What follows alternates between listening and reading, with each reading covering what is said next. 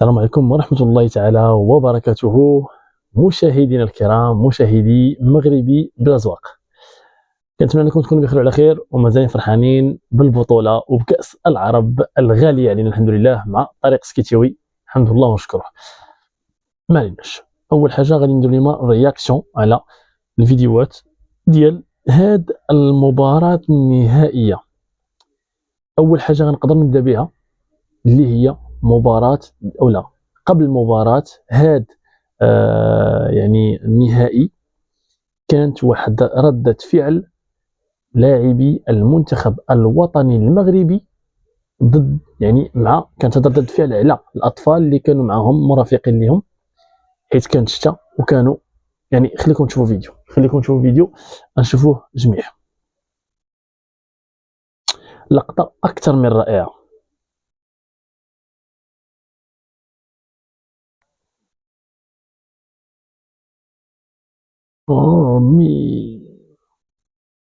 ما شاء الله عليكم.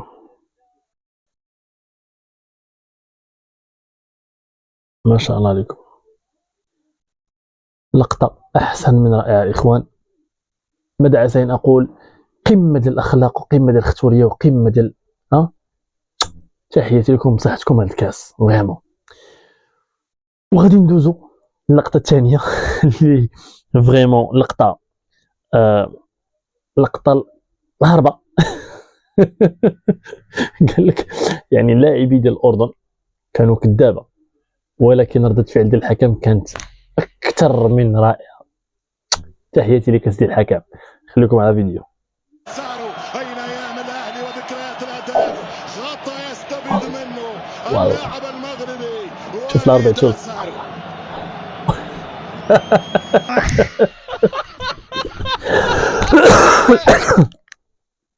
بقى يحلف عليه والله والله والله. كان الأربط ولا كيهضر بالعربية بالدارجة. واش نقول لكم الإخوان، لا حول ولا قوة إلا بالله العظيم، كيحلف على الكورة. من بعد من هذا كاين عندنا فيديو ثالث اللي هو ديال المذيع او الصحفي اللي غادي يخرج عن الصمت ديالو وغادي يعطي ردة فعل ديالو على هذا الفوز وهذا الظفر بهذا اللقب الكبير. شوف معنا الفيديو. مشاهدينا الكرام، اسمحوا لي هذه المرة أن أخرج عن النص وأن أقول ما لم أعتد قوله. ما يفعله المنتخب المغربي الشقيق اليوم لم يعد قابلا للتجاهل ولا للتقليل ولا حتى للتشكيك. التأهل إلى نهائي كأس العرب بعد إسقاط الإمارات ليس مجرد فوز عابر، بل إعلان واضح عن هيمنة كروية تبنى بهدوء وتحصد بثبات.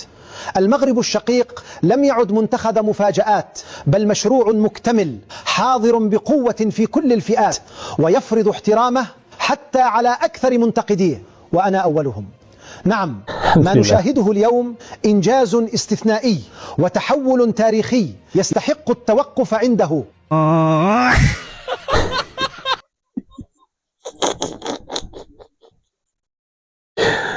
شوف، تحياتي الإعلامي الجزائري ديالنا شقيق في البلد الشقيق، ساندونا، ما عندي ما نسالهم، تبارك الله عليهم.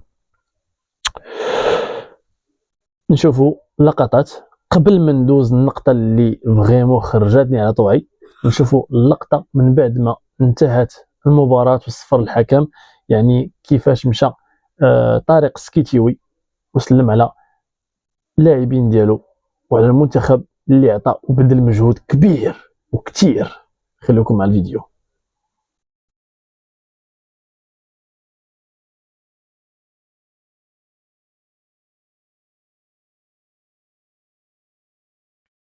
يا طارق يا سكيتيوي، سير الله يسهل ليك المنتخب أمانة واحنا طامعين فيك.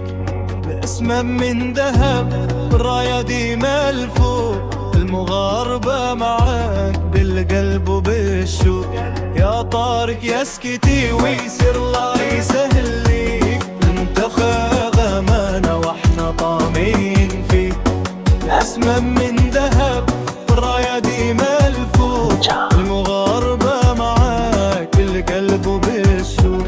تحرس العريس صمم الأمان، بدينا بالبنا عبيد، حارس اللي ما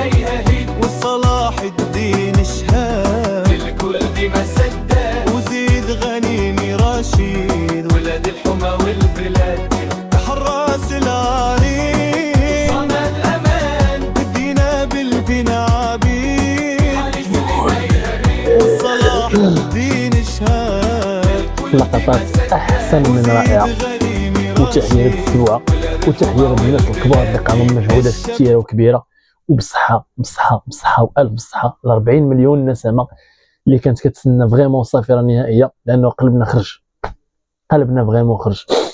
حتى اول مره كتشوف لا فيديو ما عليك الا دير سبسكرايب لايك ودير واحد بارطاج وشي كومونتير يكون زوين يكون حسيتي بهذه المباراه هذه، واش كنتي كتفرج في الدار ولا في قهوه. وان شاء الله باذن الله غندوزو الفيديو الاخر اللي غنديروا ليه الرياكسيون، ونبغيكم نتوما تعطيونا الاراء ديالكم في التعاليق. الله يجزيكم بخير، وقول لي واش كان شي صحيح ولا مغلوط، لانه ماشي من الشيم ديال الروح الرياضيه او الناس اللي كيديروا الرياضه.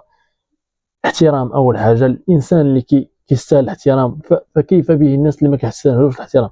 خوتي ما نحرقوش، ما راح نشوف الفيديو. الاول سرارة ابو الذهب، سرارة ابو الذهب، ولقطات اكشف من غير ما نعرفوا معدن شخصية الكوتش السكتيوي، ولذلك ربي اعطاه. سمعتوا قال ليه ولذلك ربي عطاه. كتشوفوا بانه حتى واحد ما احترمو، حتى واحد ما سلم عليه. علاش هذا الخبث وعلاش هذا البغض هذا؟ خسرتي نقولوا ان الحكم ما نصفكش في المباراة. المدرب ديال المنتخب اللي كان الخصم ديالك اللي هزمك شر الهزيمة، علاش ما غتسلمش عليه؟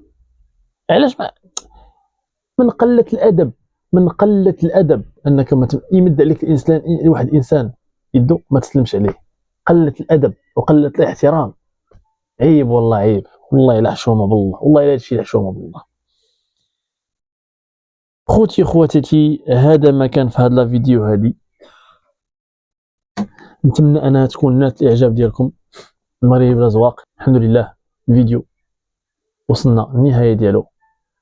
ما تنساوش اشتراك في القناه، تفعيل الجرس، وكذلك لايك، ودير واحد البارطاج مع صحابك باش يوصلهم الجديد ديال المغربي بلا زواق. وحنا ديما نبقاو مغاربه بلا زواق، والدعم ديالكم الاخوان يهمنا. شكرا لكم، تحياتي لكم، ونشوفكم في حلقه جديده ان شاء الله باذن الله باحسن ما يرام. تحياتي لكم.